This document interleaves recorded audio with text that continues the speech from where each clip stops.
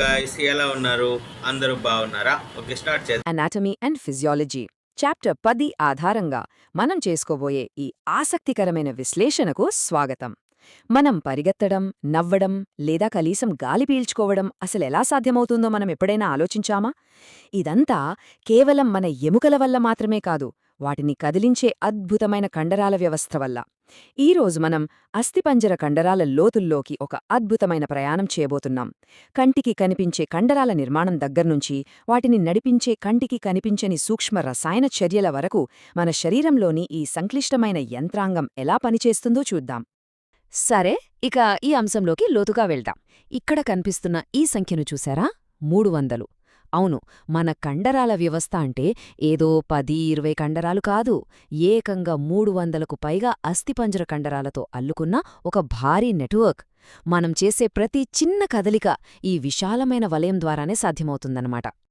ఈ ప్రయాణంలో మనం కవర్ చేయబోయే అంశాలు ఇవే. ముందుగా స్థూలంగా కండరాల వ్యవస్థ గురించి తెలుసుకుని, ఆ తర్వాత కండరం లోపలికి జూమ్ చేసి చూద్దాం. అటునుండి నాడీ వ్యవస్థతో అది ఎలా కలుస్తుందో చూసి, కండరాల సంకోచం వెనుక ఉన్న మెకానిక్స్ను అర్థం చేసుకుందాం. చివరగా కొన్ని సాధారణ కండరాల సమస్యల గురించి కూడా చర్చిద్దాం. మొదటిగా అసలు ఈ కండరాల వ్యవస్థ బయటనుంచి ఎలా ఉంటుందో ఒకసారి చూద్దాం. మన కండరాల నిర్మాణాన్ని ముందునుంచి వెనుకనుంచి గమనిస్తే చాలా ఆసక్తికరమైన విషయాలు అర్థమవుతాయి. కండరాలు ఎముకలకు డైరెక్టుగా అతుక్కోవు. అవి టెండాన్స్ అనే బలమైన త్రాడులాంటి నిర్మాణాల ద్వారా లేదా అపోన్యూరోసిస్ అనే షీట్ల ద్వారా ఎముకలకు అటాచ్ అవుతాయి. ఇంకో ముఖ్యమైన విషయం ఏంటంటే, ఈ కండరాలకు రక్తనాళాలు, నరాల సరఫరా చాలా విపరీతంగా ఉంటుంది. ఎందుకంటే వాటికి నిరంతరం శక్తి, అలాగే మెదడు నుంచి సంకేతాలు చాలా అవసరం కదా. అయితే మన శరీరంలో ఉండే కండరాలన్నే ఒకేలా పనిచేయవు. ఈ పట్టిక చూస్తే మనకొక స్పష్టతొస్తుంది.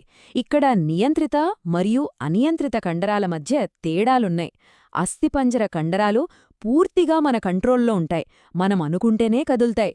ఇవి పొడవాటి స్తూపాకారంలో ఉండి స్పష్టమైన చారలతో ప్రతి కణంలో చాలా కేంద్రకాలను కలిగి ఉంటాయి. అదే మన కడుపు లేదా పేగుల గోడలలో ఉండే అనియంత్రిత కండరాలు మన ఇష్టంతో సంబంధం లేకుండా వాటంతటవే పనిచేస్తాయి. వాటికి చారలుండవు, పైగా కణానికి ఒకే ఒక కేంద్రకం ఉంటుంది. ఇప్పుడు సెకండ్ పార్ట్లోకి వెళ్దాం. ఒక అస్థిపంజర కండరం లోపల అసలు ఏముంటుంది కొంచెం జూమ్ చేసి చూద్దాం. దీన్ని అర్థం చేసుకోటానికి ఒక పెద్ద ఎలక్ట్రిక్ కేబుల్ను ఊహించుకోండి. బయట మొత్తం కండరాన్ని కప్పి ఉంచే పొరను ఎపిమైసియం అంటారు. కేబుల్ లోపల చిన్న వైర్లు కట్టలుగా ఉన్నట్టు కండరం లోపల కూడా ఫైబర్లు కట్టలుగా ఉంటాయి. ఆ కట్టలను పెరిమైసియం కప్పి ఉంచుతుంది. ఇక ఆ కట్ట లోపల ఒక్కో ఫైబర్ చుట్టూ ఎండోమైసియం ఉంటుంది. కండర కణాల లోపల ఉండే ద్రవ్యాన్ని సార్కోప్లాజం అంటారు. ఇందులో మయోఫైబ్రిల్స్ అనే చాలా సూక్ష్మమైన దారాల్లాంటి నిర్మాణాలు ఉంటాయి. అచ్చం ఒకదానిలో ఒకటి ఇమిడిపోయిన బాక్సుల్లాంటి అద్భుతమైన డిజైన్ ఇది. కండరం అంటే కేవలం మాంసం ముద్ద కాదు సుమా, దానికొక 4 సూపర్ పవర్స్ ఉన్నాయి. అవేంటంటే, మొదటిది ఎలక్ట్రికల్ ఎక్సైటబిలిటీ, అంటే నరాల నుంచి కరెంటు సిగ్నల్ రాగానే టక్కున స్పందించడం. రెండోది కాంట్రాక్టిలిటీ, అనగా సిగ్నల్ రాగానే బలంగా ముడుచుకోవడం. మూడోది ఎక్స్టెన్సిబిలిటీ, ఉదాహరణకు మనం కడుపు నిండా భోజనం చేసినప్పుడు కడుపు దగ్గర కండరాలు ఎలాంటి డ్యామేజ్ లేకుండా సాగుతాయి కదా, అదే ఇది. ఇక నాలుగోది ఎలాస్టిసిటీ, అంటే రబ్బర్ బ్యాండ్ లాగా సాగిన తర్వాత మళ్లీ తన పాత ఆకారానికి వచ్చేయడం. సరే, మూడవ అంశం, కండరాలకు మెదడు నుంచి సిగ్నల్స్ ఎలా అందుతాయి. అదే ఈ న్యూరోమస్క్యులర్ జంక్షన్. నాడీ వ్యవస్థ, కండరాల వ్యవస్థ కలుసుకునే ఖచ్చితమైన పాయింట్ ఇదే.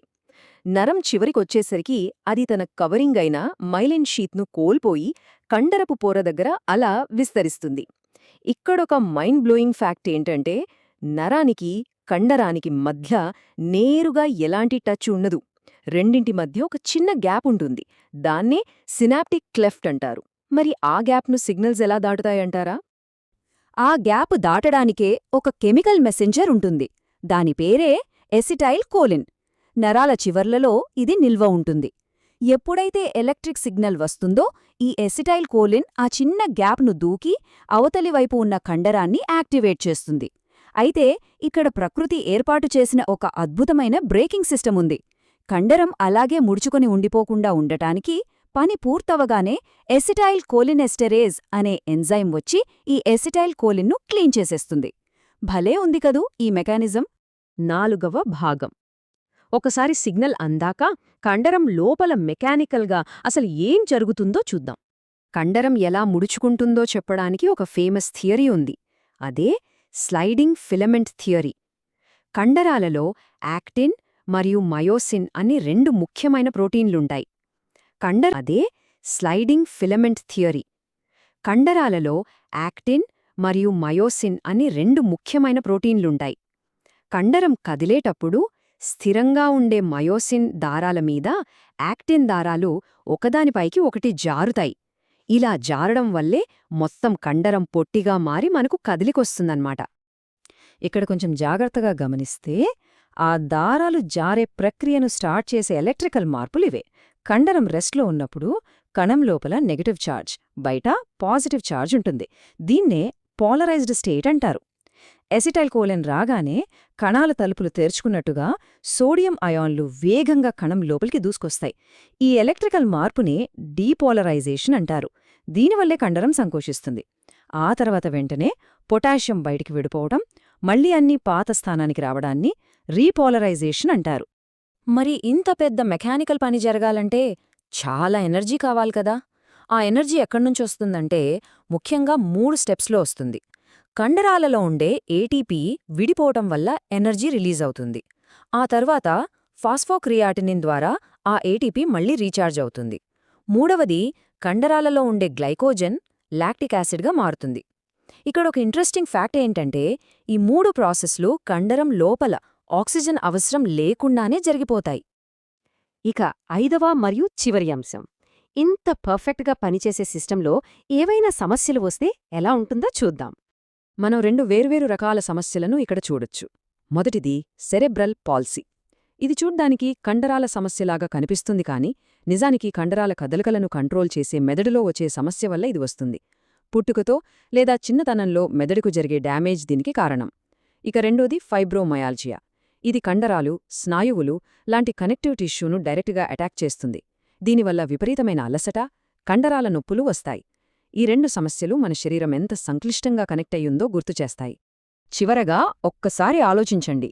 మనం జస్ట్ ఒక అడుగు వెయ్యాలన్నా సరే మెదడు నుంచి సిగ్నల్ ప్రయాణించి ఎసిటైల్ కోలిన్ రిలీజ్ అయి సోడియం, పొటాషియంలు అటూ ఇటూ మారి యాక్టిన్ మయోసిన్ దారాలు ఒక్కదానిపై ఒకటి జారి అప్పుడు కండరం కదులుతుంది. ఇదంతా కేవలం మిల్లీసెకండ్లలో జరిగిపోతుంది. మనం వేసే ప్రతి చిన్న అడుగు వెనుక ఇంత అద్భుతమైన ఎలక్ట్రికల్ మరియు కెమికల్ సింఫనీ జరుగుతుందన్నమాట. హ్యూమన్ అనాటమీకి సంబంధించిన ఈ ఆసక్తికరమైన విశ్లేషణ మీకు కొత్త విషయాలు నేర్పిందని ఆశిస్తున్నాను. ఒక చిన్న చిరునవ్వు నవ్వాలంటే ఎంత కష్టం. ఏమీ లేదు, చాలా సులభం, అసలు దానికి శ్రమే అవసరం లేదు అనిపిస్తుంది కదా. కాని యాక్చువల్గా అదే ముఖం వెనుక చర్మం కింద జరిగే బయోమెకానిజం చూస్తే మైండ్ బ్లాక్ అవుతుంది. అవును, నిజమే. ఒక ప్రత్యేకమైన కండరం అచ్చమొక పుల్లీలాగా పైకి లాగితేనే ఆ చిరునవ్వు సాధ్యమవుతుంది. అదే కండరం కాస్త కిందికి లాగితే మొహం మాడిపోతుంది. కరెక్ట్. అంటే మనం కేవలం మన చేతులతో బరువులెత్తేటప్పుడే కాదు, కన్నురెప్పలు ఆర్పేటప్పుడు, అలాగే గాలి పీల్చుకునేటప్పుడు కూడా అత్యంత సంక్లిష్టమైన ఇంజనీరింగ్ జరుగుతుంటుంది శరీరంలో. ఎగ్జాక్ట్లీ. సో ఈరోజు మనం చేస్తున్న ఈ డీప్ డైవ్లో మనం పరిశీలిస్తున్న రీసెర్చ్ సోర్సెస్ అన్నీ కూడా మనిషి శరీరంలోని ఈ అద్భుతమైన మెకానిజం గురించే. ముఖ్యంగా అస్థిపంజర కండరాలు అంటే స్కెలిటల్ మజిల్స్ అంటారు కదా, వాటి చుట్టూ అల్లిన సైన్స్ గురించి మనం ఈరోజు డీకోడ్ చేయబోతున్నాం. నిజమేనండి. సాధారణంగా కండరాలు అనగానే అందరికీ ఆ జిమ్లో బరువులెత్తే వాళ్ళ బైసెప్స్ మాత్రమే గుర్తుకొస్తాయి. కరెక్ట్. కానీ బేసిక్గా మనం ఎటువంటి శ్రమ లేకుండా చేస్తున్న పనుల వెనుక కూడా ఒక బయో ఎలక్ట్రికల్ మోటార్ పనిచేస్తుంది. మనం ఈ సోర్సెస్ని లోతుగా విశ్లేషిస్తే ఏంటంటే కండరాలు కేవలం మాంసపు ముద్దలు కావు, అవి అత్యంత ఖచ్చితత్వంతో పనిచేసే అద్భుతమైన పరికరాలు అని మనకు అర్థమవుతుంది. అవును, పర్ఫెక్ట్గా చెప్పారు.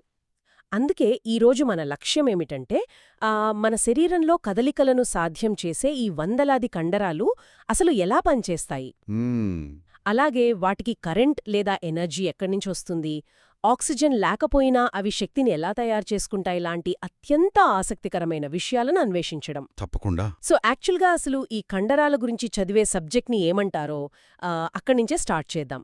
మయాలజీ అంటారు కదా. అవును, మయాలజీ.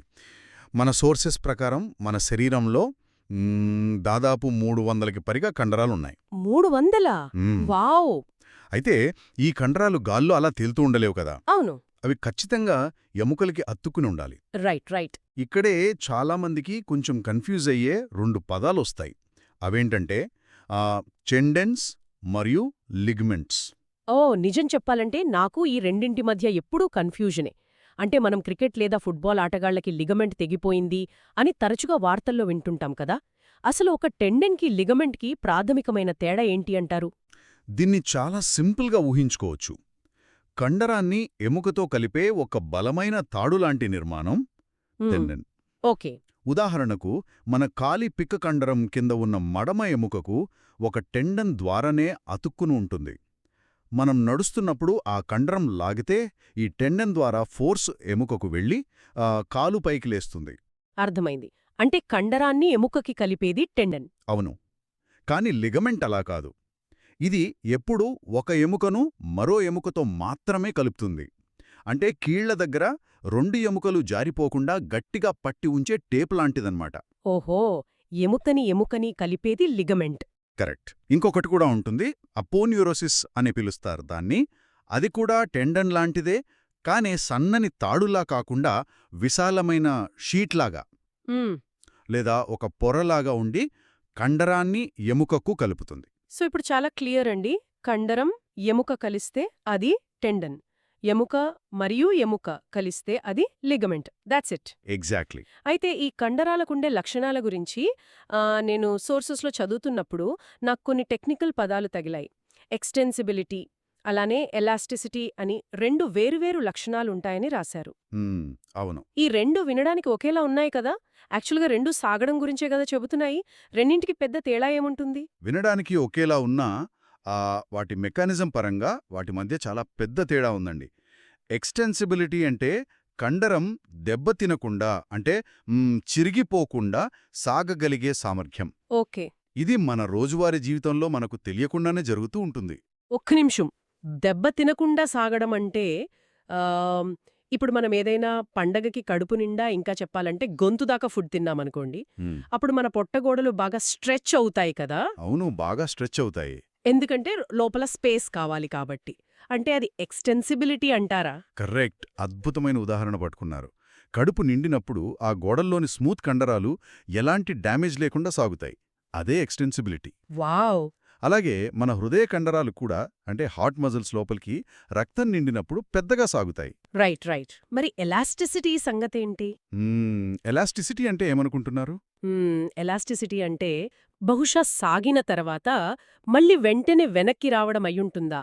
లైక్ ఒక రబ్బర్ బ్యాండ్ని గట్టిగా లాగి వదిలేస్తే అది మళ్ళీ టప్మని తన పాత సైజ్కి షేప్కి వస్తుంది కదా. అలా వస్తే అది ఎలాస్టిసిటీనా? అక్షరలా అదే. కండరం సాగినా లేదా ముడుచుకున్నా సరే ఆ పని పూర్తవగానే తన ఒరిజినల్ పొడవుకి, ఆకృతికి తిరిగి వచ్చేయడమే ఎలాస్టిసిటీ. Okay, super. ఈ 2 లక్షణాలతో పాటు కండరాలకు మరో 2 పవర్స్ ఉన్నాయి. ఒకటి ఎలక్ట్రికల్ ఎగ్జైటబిలిటీ అంటారు, రెండవది కాంట్రాక్టిలిటీ. ఎలక్ట్రికల్ ఎగ్జైటబిలిటీనా? వినడానికి కొంచెం సైన్స్ ఫిక్షన్లా ఉంది. అంటే మన కండరాల్లో నిజంగానే కరెంటు ప్రవహిస్తుందా ఏంటి? మనం ఇంట్లో వాడే డైరెక్ట్ కరెంటు కాదు, కానీ ఆ నరాల ద్వారా వచ్చే ఎలక్ట్రికల్ సిగ్నల్స్కు, అంటే యాక్షన్ పొటెన్షియల్స్కి స్పందించే గుణం అన్నమాట. Okay, brain signals. అవును.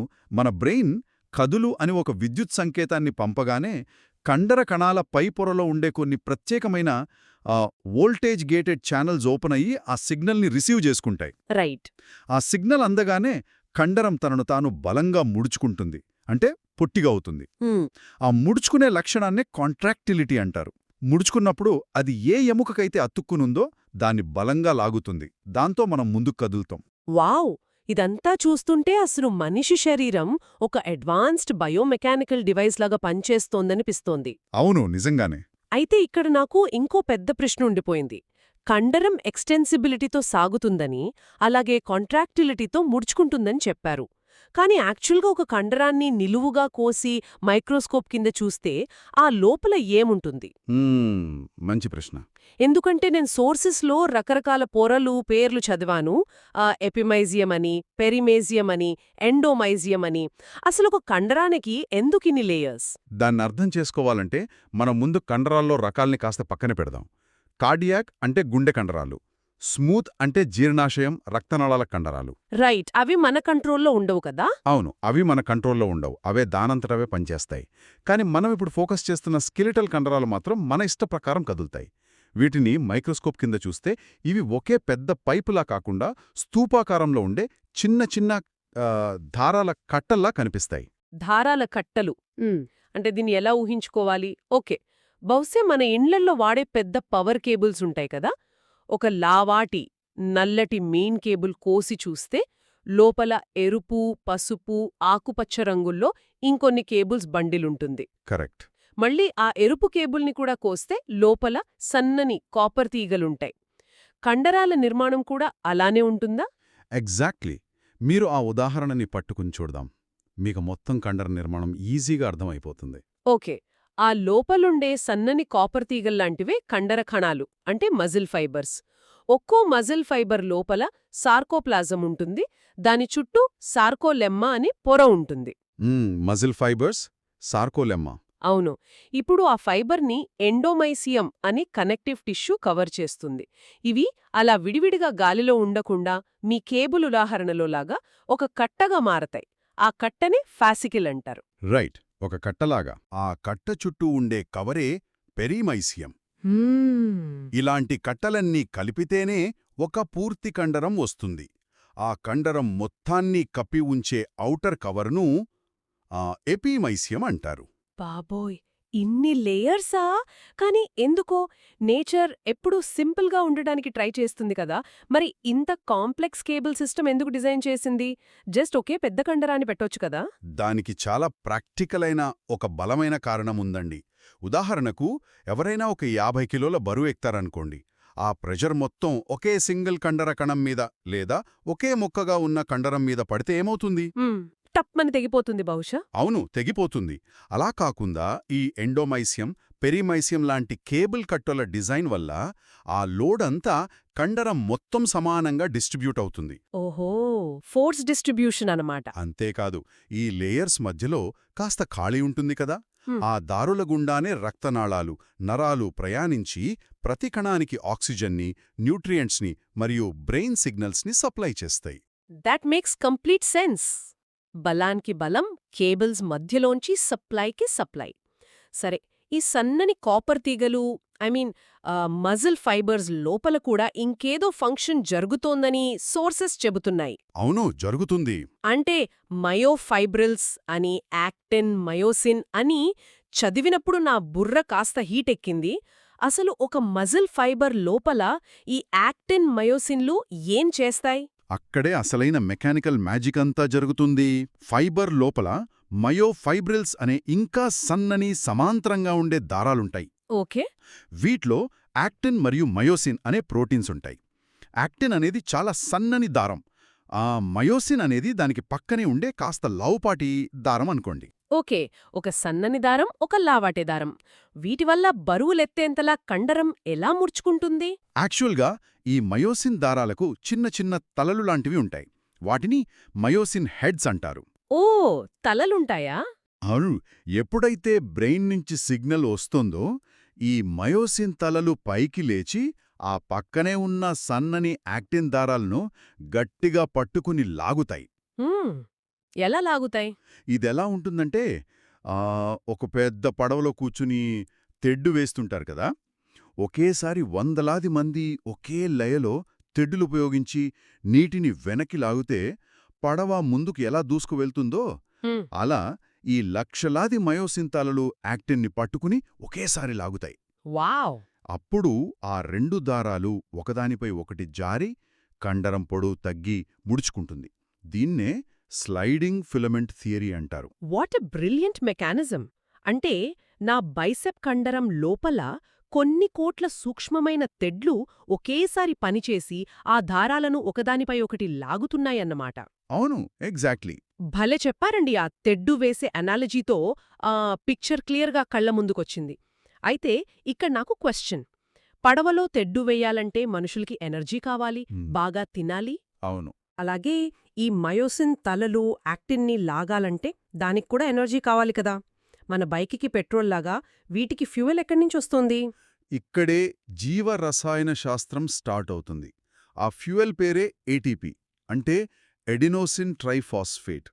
కానీ ఈ ఏటీపీ గురించి తెలుసుకునే ముందు బ్రెయిన్ సిగ్నల్ ఎలా వస్తుందో చూడాలి. ఓకే. నరాలు మరియు కండరాలు కలిసే పాయింట్ని న్యూరోమస్క్యులర్ జంక్షన్ లేదా ఎండ్ ప్లేట్ అంటారు. నరం మెదడు నుంచి సిగ్నల్ తీసుకుని కండరం దగ్గరికి రాగానే తన చుట్టూ ఉండే మైలిన్ కోటింగ్ని తీసేసి చిన్న కొమ్మల్లాగా విడిపోతుంది. అంటే ఇదొక కరెంట్ వైర్కి ఉన్న రబ్బర్ స్లీవ్ని చివర్లో కనెక్షన్ ఇవ్వడానికి పీకేసినట్టన్నమాట. కరెక్ట్గా అదే. ఆ ఎండ్ పాయింట్ నుంచి నరం ఎసిటైల్ కొలీన్ అనే ఒక కెమికల్ని రిలీజ్ చేస్తుంది. Acetyl choline. ఆ కెమికల్ కండరానికి తగలగానే కండరం లోపల సోడియం అయాన్స్ ఫ్లో పెరిగిపోయి అలర్ట్, కదలండి అని ఒక యాక్షన్ పొటెన్షియల్ పాస్ అవుతుంది. అప్పుడు ఆ పడవ తెడ్లు లాగడం మొదలవుతుంది. ఆ లాగడానికి కావలసిన శక్తినే ఈ ఏటీపీ ఇస్తుంది. ఆ ఏటీపీ ఎలా ఇస్తుంది శక్తిని? అదేమన్నా మండుతుందా లోపల? మండటం కాదు, ఇదొక కెమికల్ రియాక్షన్. ఏటీపీ అణువులో ఫాస్ఫేట్ బాండ్స్ ఉంటాయి. కండరంలో ఉండే ఏటీపేజ్ అనే ఎంజైమ్ ఏటీపీని బ్రేక్ చేస్తుంది, ఒక ఫాస్ఫేట్ని విడదీస్తుంది. ఓకే, బ్రేక్ చేస్తుంది. అలా విడదీసినప్పుడు ఒక చిన్న బాంబు పేలినట్టుగా ఎనర్జీ రిలీజ్ అవుతుంది. అప్పుడు 3 ఫాస్ఫేట్లుండే ఏటీపీ కాస్త 2 ఫాస్ఫేట్లుండే ఏడీపీ అంటే ఎడినోసిన్ డైఫాస్ఫేట్గా మారిపోతుంది. ఓకే, అర్థమైంది. ఏటీపీలో ఒక ముక్క విరిగిపోయి ఏడీపీ అయింది. విరిగేటప్పుడు వచ్చిన ఎనర్జీతో కండరం కదిలింది. కానీ మన కండరాల్లో ఏటీపీ ఎంతసేపు వస్తుంది? నేను సోర్సెస్లో చూస్తే ఇది చాలా తక్కువ ఉంటుంది. జస్ట్ ఒక 2-3 సెకండ్లలోనే ఈ ఏటీపీ నిల్వలు అయిపోతాయనుంది కదా. అవును, చాలా తక్కువే. మరి ఎవరైనా ఒక 100 మీటర్ల రన్నింగ్ రేస్ చెయ్యాలంటే వాళ్ళకి 10-15 సెకండ్ల ఎనర్జీ కావాలి. అదెక్కడ్నుంచొస్తుంది? అక్కడే దానికి మన బాడీలో ఒక అద్భుతమైన బ్యాకప్ సిస్టమ్ ఉంది. దాన్నే ఫాస్ఫోక్రియాటినిన్ సిస్టమ్ అంటారు. ఆగండి, దీన్ని కొంచెం ప్రాక్టికల్గా ఆలోచిద్దాం. ఏటీపీ అంటే కేవలం 2-3 సెకండ్లు పనిచేస్తుందంటున్నారు. అవును. అంటే అది మన జేబులో ఉన్న చేతి ఖర్చుల డబ్బు లాంటిది. అంటే ఇన్స్టంట్ క్యాష్, వెంటనే తీసి ఖర్చు పెట్టేయొచ్చు, కానీ టక్కునైపోతుంది. అయిపోగానే మన జేబు మళ్ళీ నిండాలంటే ఈ ఫాస్ఫోక్రియాటినిన్ అనేది ఒక ఏటీఎం లాగా పనిచేసి మన పర్సుని క్షణాల్లో మళ్ళీ ఏటీపీలతో నింపుతుందన్నమాట. ఈ పోలిక వర్కౌట్ అవుతుందా ఇక్కడ? 100% వర్కౌట్ అవుతుంది. పర్ఫెక్ట్గా డీకోడ్ చేశారు. ఫాస్ఫోక్రియాటినిన్ ఏం చేస్తుందంటే, ఇంతకుముందు ఏటీపీ విరిగిపోయి ఏడీపీ అయింది కదా, దానికి తన దగ్గరున్న ఒక ఫాస్ఫేట్ ముక్కని అతికించి మళ్లీ తక్షణమే కొత్త ఏటీపీని సృష్టిస్తుంది. ఓహో, మళ్ళీ రీఛార్జ్ చేస్తోంది. అవును, అలా మీరు రన్నింగ్ కంటిన్యూ చేయడానికి ఎనర్జీ లాకుండా వస్తుంది. వావ్! అయితే ఇక్కడ నాకు లాజిక్ తడుతోంది. ఏటీఎంలో మనం డబ్బులు డ్రా చేయాలంటే ముందు మన బ్యాంక్ అకౌంట్లో బ్యాలెన్స్ ఉండాలి కదా. అలాగే ఈ ఫాస్ఫోక్రియాటినిన్కి ఒక ఫాస్ఫేట్ ఇచ్చేయాలంటే దానికి ఎనర్జీ ఎక్కడి నుంచి వస్తుంది? దానికి కూడా ఒక పర్మనెంట్ రిజర్వాయర్ ఉండాలిగా. భలే అడిగారు. ఆ రిజర్వాయర్ పేరే గ్లైకోజెన్. మనం తిన్న ఫుడ్లోని కార్బోహైడ్రేట్స్ ఇలా మన కండరాల్లో లివర్లో గ్లైకోజన్ రూపంలో స్టోర్ అయి ఉంటాయి. Okay, glycogen. ఎప్పుడైతే ఎనర్జీ కావాల్సొస్తుందో ఈ గ్లైకోజన్ బ్రేక్డౌన్ అయ్యి గ్లూకోజ్ ఫాస్ఫేట్గా, ఆ తర్వాత లాక్టిక్ యాసిడ్గా మారుతుంది. ఈ ప్రాసెస్లోనే బోలెడంత ఫాస్ఫోక్రియాటినిన్ పునరుత్పత్తి అవుతుంది. ఇదంతా ఒక కంటిన్యూస్ ఎనర్జీ లూప్ అనమాట. అంటే బ్యాంక్ అకౌంట్ బ్యాలెన్స్ గ్లైకోజన్ అన్నమాట. ఇదంతా ఒకెత్తు అయితే నేను ఆ సోర్సెస్లో చదివి షాక్ అయిన విషయం ఇంకొకటుంది. ఈ గ్లైకోజన్ లాక్టిక్ యాసిడ్గా మారే ప్రాసెస్కి ఆక్సిజన్ అవసరమే లేదట. అవును, అవసరం లేదు. మనమెప్పుడు శ్వాస తీసుకుంటే ఆక్సిజన్ వస్తుంది, దాంతోనే ఫుడ్ మండి ఎనర్జీ వస్తుందని విన్నాం. ఆక్సిజన్ లేకుండా ఎనర్జీ రావడమేంటి? అది నిజంగా ఆశ్చర్యకరమే. కానీ ఎవల్యూషన్లో మన బాడీ ఎంత స్మార్ట్గా డిజైన్ అయిందంటే, ఒకప్పుడు అడవుల్లో మన ముందు ఒక పుల్లొచ్చిందనుకోండి, మనం ప్రాణభయంతో వెంటనే పరిగెత్తాలి. అవును. అప్పుడు మన ఊపిరితిత్తులు గాలి పీల్చుకుని దాన్ని రక్తంలో కలిపి గుండె ఆ రక్తాన్ని పంప్ చేసి అది కండరాల దాకా వెళ్లేదాకా ఆ పులి వెయిట్ చేస్తుందా? ఆఫ్కోర్స్ చేయదు, ఒకే గుక్కలో లాగేస్తుంది. అందుకే బాడీ ఒకని ఏర్పాటు చేసుకుంది. ఆనరోబిక్ అంటే ఆక్సిజన్ లేకుండా పనిచేసేది. And anaerobic. తక్షణమే ఎనర్జీని రిలీజ్ చేస్తుంది. ఈ glycogen lactic acid break down. పులి నుంచి తప్పించుకోవడానికి ఇది అద్భుతంగా పనిచేస్తుంది. కాకపోతే ఈ ప్రాసెస్ వల్ల సైడ్ ఎఫెక్ట్గా కండరాల్లో లాక్టిక్ యాసిడ్ పేరుకుపోతుంది. మరి ఆ పేరుకుపోయిన లాక్టిక్ యాసిడ్ని బాడీ ఎలా క్లీన్ చేస్తుంది? అలా కండరాల్లో వదిలిస్తే టాక్సిక్ అయిపోతుంది కదా. అవు అందుకే మనం పరుగు ఆపాక కూడా గట్టిగట్టిగా ఆయాసంగా ఊపిరి తీసుకుంటాం కదా, దాన్నే ప్యాంటింగ్ అంటారు. ఆ తీసుకునే ఎక్స్ట్రా ఆక్సిజన్ ఏం చేస్తుందంటే తయారైన లాక్టిక్ యాసిడ్లో ఒక 5వ వంతు భాగాన్ని కార్బన్ డయాక్సైడ్ వాటర్గా ఆక్సీకరణ చేస్తుంది. ఓకే, ఆక్సీకరణ చేస్తోంది. మిగిలిన దాన్ని వృధా చేయకుండా మళ్లీ కాలేయం దగ్గరికి తీసుకెళ్లి ఫ్యూచర్ కోసం గ్లైకోజన్ లాగా మార్చి నిల్వ చేస్తుంది. అంటే ఒక రకంగా అప్పు తీసుకున్న ఆక్సిజన్ని మన బాడీ మళ్లీ తిరిగి చెల్లిస్తుంది.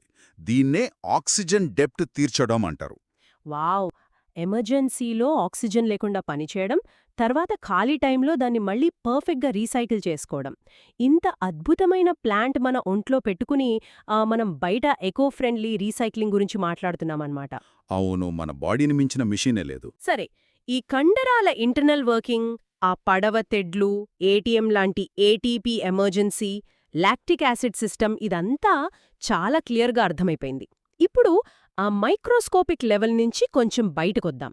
ఎందుకంటే మనం బాడీలో 300 పైచిలుకు కండరాలు అన్నాం కదా, వాటిలో కొన్ని ప్రత్యేకమైన క్రేజీ కండరాల గురించి సోర్సెస్లో మెన్షన్ చేశారు. అవును, ముఖ్యంగా ముఖంలో ఉన్న కండరాల గురించి. అవును. అసలు మన ముఖ కండరాలు లేకపోతే మనం ఎక్స్ప్రెషన్స్ ఎలా ఇస్తాం చెప్పండి? మన ఫేషియల్ మజిల్స్ చాలా డెలికేట్గా ఉంటాయి. అవి నేరుగా ఎముకలకే కాకుండా చర్మానికి కూడా అతుక్కునుంటాయి. నిజంగా అదొక వండర్. ఇందాక మనం స్టార్టింగ్లో అనుకున్నట్లు మనమొక చిన్న స్మైల్ ఇవ్వడానికి ఒక స్పెషల్ కండరం ఉందట. దాని పేరు జైగోమాటికస్ మేజర్. దానికి స్మైలింగ్ మజిల్ అని పేరు పెట్టారు కదా. అవును, జైగోమాటికస్ మేజర్. ఇదెలా పనిచేస్తుందంటే మనం సంతోషంగా ఫీల్ అవ్వగానే నోటి మూలలను పైకి లాగుతుంది. ఒక్క చిరునవ్వు కోసం ఒక డెడికేటెడ్ కండరాన్ని ప్రకృతి డిజైన్ చేయడం చాలా అద్భుతంగా అనిపించింది నాకు. నిజమే. అలాగే బుగ్గల దగ్గర బక్సినేటర్ అనే మజిల్ ఉందట. ఇది లేకపోతే మనం బెలూన్స్ ఊదలేం, కనీసం సరదాగా ఒక ఈల కూడా వేయలేమట. కరెక్ట్.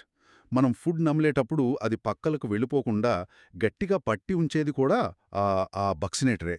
ఇంకొకటి కూడా ఉంది, ఆర్బిక్యులారిస్ ఆక్యులి అంటారు. ఆర్బిక్యులారిస్ ఆక్యులి. ఇది కంటి చుట్టూ గుండ్రంగా ఉండే కండరం.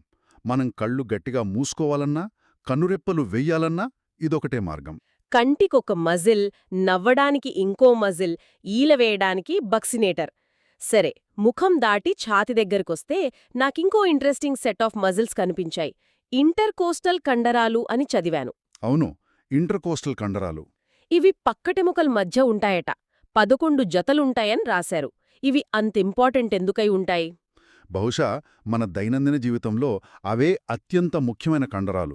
ఎందుకంటే అవే మన శ్వాసక్రియను నడిపిస్తాయి. ఓ, శ్వాసక్రియను నడిపిస్తాయా? అవును. మనం ప్రతిక్షణం గాలి పీల్చుకున్నప్పుడు ఛాతీ కాస్త పైకి బయటికి లెగుస్తుంది కదా, అది ఈ ఇంటర్కోస్టల్ కండరాలు పక్కటెముకలను లాగడం వల్లే జరుగుతుంది. అప్పుడే లోపల ప్రెషర్ తగ్గి ఊపిరితిత్తుల్లోకి గాలి వెళ్తుంది. ఆ కండరాలు కనుక లాగడం ఆపేస్తే మనం శ్వాస తీసుకోలేం. అంటే ప్రతి ఒక్క గాలి పీల్పు వెనక మనం నిద్రపోతున్నప్పుడు కూడా ఈ 11 జతల కండరాల సైలెంట్ కష్టం ఉందన్నమాట. అవును, నిరంతరం పనిచేస్తుంటాయి. ఇకపోతే ఇంజెక్షన్లు ఇచ్చే కండరం గురించి కూడా ఒక పాయింట్ ఉంది. మనం హాస్పిటల్కి వెళ్ళినప్పుడు డాక్టర్లు భుజం మీద ఒక పర్టిక్యులర్ ప్లేస్లోనే ఇంజెక్షన్ ఎందుకిస్తారు? దానికి వేరే కండరానికి తేడా ఏంటి? ఎందుకంటే భుజం పైన డెల్టాయిడ్ అనే కండరం ఉంటుంది. ఇది చాలా మందంగా పెద్ద మాంసపు ముద్దలా ఉంటుంది. Okay, deltoid. అలా మందంగా ఉండటం వల్ల లోతుగా ఇంట్రామస్క్యులర్ ఇంజెక్షన్ ఇచ్చినప్పుడు మందు నేరుగా బ్లడ్ స్ట్రీమ్లోకి సులభంగా అబ్జార్బ్ అవుతుంది. పైగా ఆ ప్రదేశంలో పెను ప్రమాదం కలిగించే పెద్ద నరాలు డ్యామేజ్ అయ్యే రిస్క్ చాలా తక్కువ. అందుకే డాక్టర్లు ఆ ప్లేస్ని ఎంచుకుంటారు. That makes sense.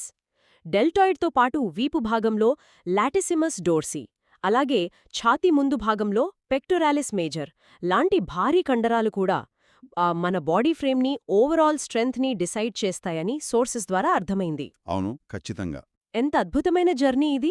ఈ సోర్సెస్ని ఒక్కసారి కనెక్ట్ చేసి చూస్తే మనం అసలు మయాలజీలోకి ఎంటర్ అయ్యాం, టెండెన్స్ కండరాలను ఎముకలకు ఎలా అతికిస్తాయో చూశాం, ఆ తర్వాత లోపలికి వెళ్ళి ఎండోమైసియం, పెరిమైసియం లాంటి కేబుల్ పొరలు పూల్చుకుని అసలు శక్తి ఎలా డిస్ట్రిబ్యూట్ అవుతుందో డిస్కవర్ చేశాం.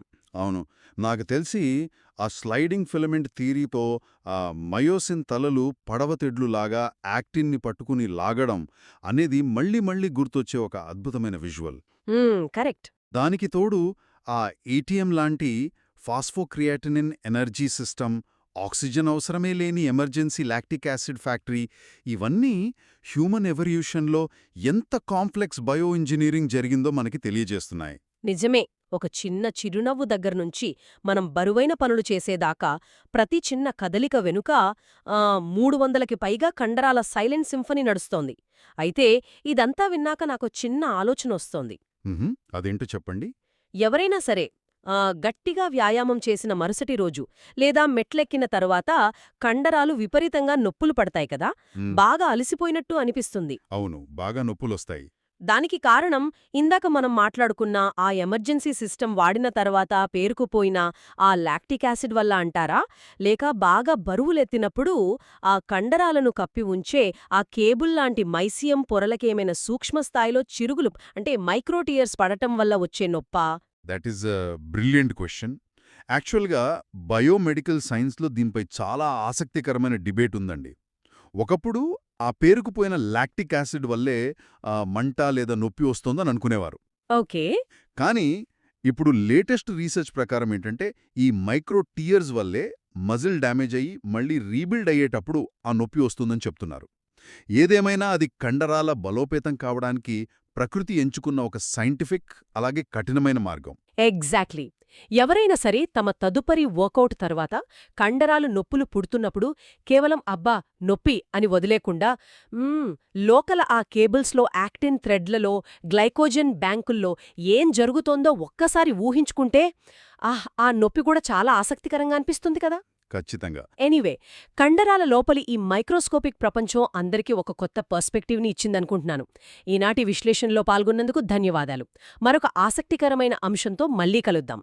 Until then, keep thinking and keep exploring. ఆలోచిస్తూ ఈనాటి మన లోతైన విశ్లేషణను ముగిద్దాం. మరో ఆసక్తికరమైన టాపిక్తో మళ్ళీ కలుద్దాం.